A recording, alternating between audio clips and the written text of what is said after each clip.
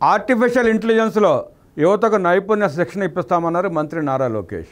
Nvidia సంస్థతో రాష్ట్ర ప్రభుత్వం కీలక ఒప్పందం చేసుకుంది.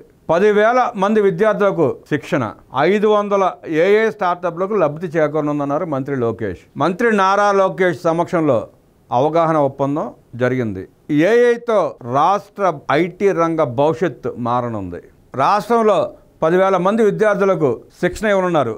ఏఐ ఆధారిత పరిశోధనలు, నవీన ఆవిష్కరణలు, నైపుణ్యాభివృద్ధిలో రాష్ట్రాన్ని దేశంలోని అగ్రగామిగా తీర్చిదిద్దాలనే లక్ష్యంతో ఆర్టిఫిషియల్ ఇంటెలిజెన్స్ యూనివర్సిటీ ఏర్పాటుకు కూటమి ప్రభుత్వం కీలక అడుగులు వేస్తోంది. ఇందులో భాగంగా ఏఐలో యువతకు నైపుణ్య శిక్షణ సహా ఏఐ యూనివర్సిటీ ఏర్పాటు సహకరించేలా ప్రపంచ ప్రఖ్యాత ఆర్టిఫిషియల్ ఇంటెలిజెన్స్ ఏఐ కంప్యూటింగ్ సంస్థ ఎన్విడియాతో రాష్ట్ర ప్రభుత్వం కీలక ఒప్పందం కుదుర్చుకుంది.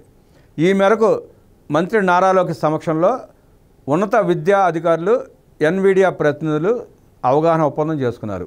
ఈ ఒప్పందం ద్వారా 10,000 మంది విద్యార్థులకు ఏఐలో నైపుణ్య శిక్షణ అందించనున్నారు. దీంతోపాటు 500 ఏఐ ఆధారిత స్టార్టప్ల అభివృద్ధికి మద్దతు ఇవ్వనున్నారు.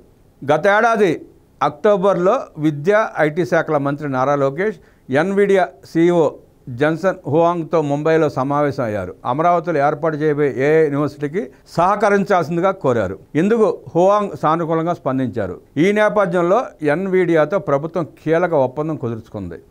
ఈ ప్రాజెక్టులో భాగంగా ప్రముఖ ప్రైవేట్ సంస్థల భాగస్వామ్యాలతో రాష్ట్రంలోని ఇంజనీరింగ్ కళాశాలల విద్యార్థులకు ఆధునిక ఏఐ నైపుణ్యాలను అందించనున్నారు. రాబోయే సంవత్సరాల్లో 10,000 మంది విద్యార్థులకు శిక్షణ ఇవ్వడం, 500 ఏఐ ఆధారిత స్టార్టప్ల అభివృద్ధికి మద్దతు ఇవ్వడం లక్ష్యంగా పెట్టుకున్నారు.